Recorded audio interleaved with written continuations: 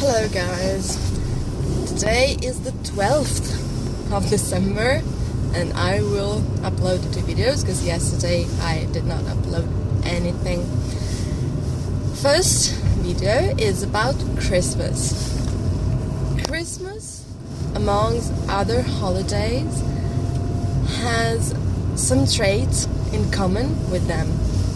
Many holidays and many pagan celebrations and humankind share common traits, and this means that they all go to the same core according to different traditions though, and different myths, because the myths are slightly different even though they have some strong similarities.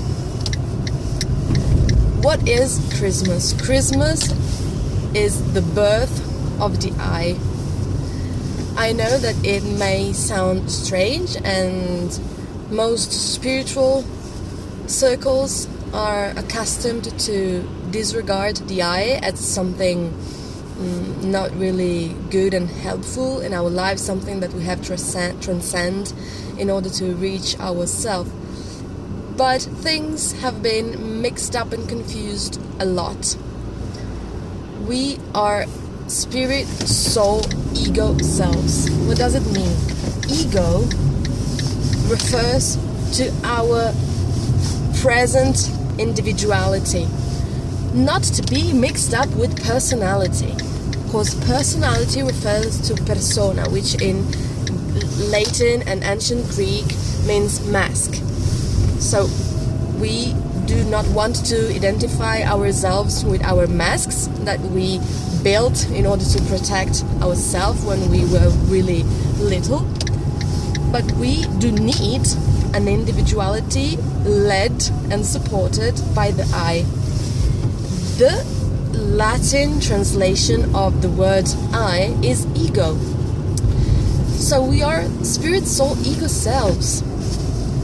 And to be able to build the ego with the capital letter is to unite the present personality with the permanent personality that is the soul.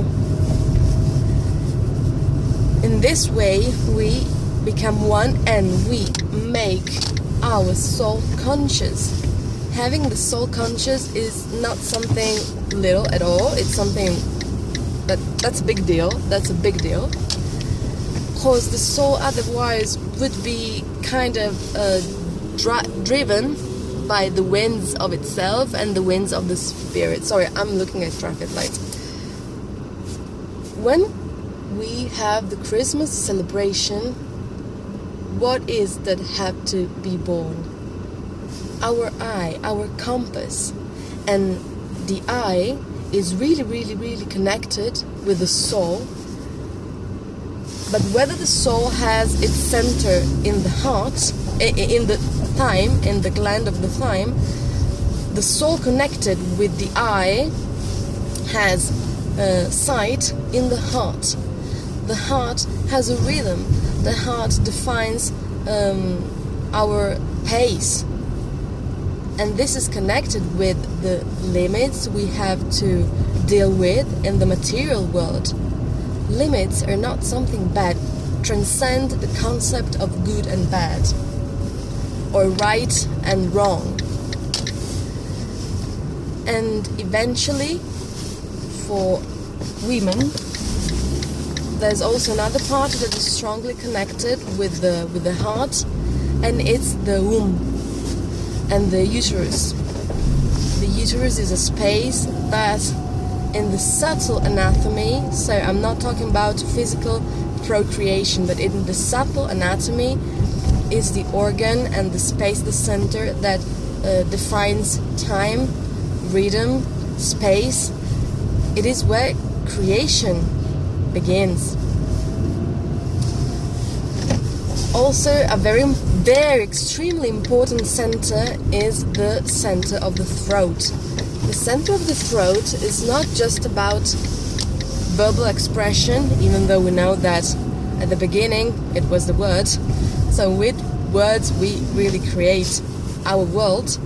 But it's also about expressing ourselves through our actions, manifesting ourselves through our daily life, and this means our work, our job, our relationships. Many people that have thyroid problems or larynx problems, it is about a block in their manifestations, in expressing themselves, in communicating. What does it mean to communicate? To put in common. When you put something in common, you share something, but in order to share those things, you have to emanate them, expressing them. During the Christmas time, we have some symbols. We have the symbols of the tree, which is the axis of the world. And the tree also represents our etheric body, our vitality. It's always green. The pine, or the abies, which is the Latin name of the Christmas tree, is always green. So it's something that never perishes. It's a reminder for us to keep nourishing our etheric body, our own daily bread. The daily bread is the etheric energy that we produce and we have. We have to give that to ourselves and not to discard that, not to spread, not to waste it with unuseful thoughts, unuseful actions, something that deprives us from our substance. When we create thoughts connected with very low vibrational emotions, whether it is good to acknowledge them and not to ignore them or avoid them, we create an elemental. An elemental is an intelligence, an entity made up of emotion, thought, content, and it has vague shape. One kind of elementals have vague shapes, then we have other kind of elementals that have very specific shapes. But we create this stuff that install itself in our field and kind of drags us from our path, drags us away, and actually depletes us, taking our energy, our etheric energy.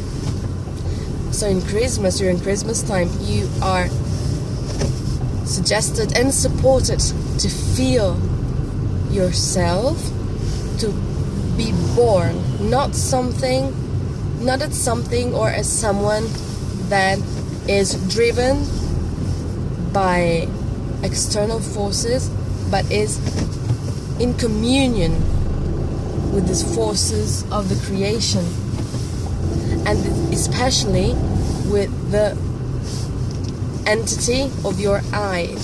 Your I is connected with your name.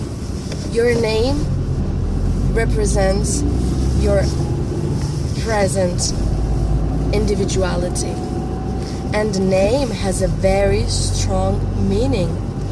We, as spirit, soul, egos, actually suggest our parents the name we would like to have. So it's not something to disregard the I. What is the I? We would be just all the same, but without the I, we would not be able to be self-conscious. And the difference, one of the difference between archangels and humans is that humans are going through a path of self-consciousness, self-awareness, through many experiences. This is one of the parables, yes, that Jesus Christ were telling his disciples. I do not quite remember the exact name in English of these parables, but it tells about a family with two brothers, and one always is a really good brother that stays at home, does all the chores, helps the father, and the other one goes away to experience even other sides of life. And when he comes back, he is so much more rewarded than the one that stayed in the house of the Father. The house of the Father, the eternal present, is where the archangels dwell, at the house of the absolute infinite beingness. We are doing something different, but when we come back to the house of the Father, to the house of the absolute, Father is reductive because it's Father Mother together. The absolute infinite beingness has no gender. Is androgynous. It has no gender at all. Just is. And when we come back there, we come back with our consciousness that we have developed. We will not lose it. We will not just dissolve ourselves into nothing, but we will expand ourselves into the all, but keeping our individuality, that is something so precious and important for the cosmic evolution. This is what Christmas is about. The sun is the sun starting again its course on the 25th of December. Sol Invictus, it's called. The sun that has not been won. Sol Invictus is the Latin phrase to express that. And if you think about the atoms, we can be thought as an atom with a center made of a sun. So in this way we are called to regroup ourselves, to remember ourselves. Remembering is a different story from memory. I will talk about in a video about that. And to be in alignment, to nourish ourselves just as a tree would do.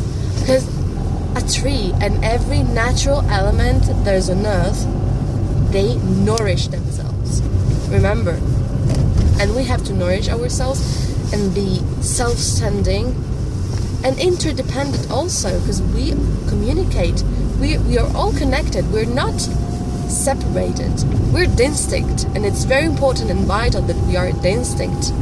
But we're not separated things, isolated things. This is something that I really wanted to share with you all. If you think this video is of any help, you're really called to share it. You can subscribe to my channel, that is Migdal, the Path of the Self. Thank you very much to have stayed with me, and see you very soon. Goodbye.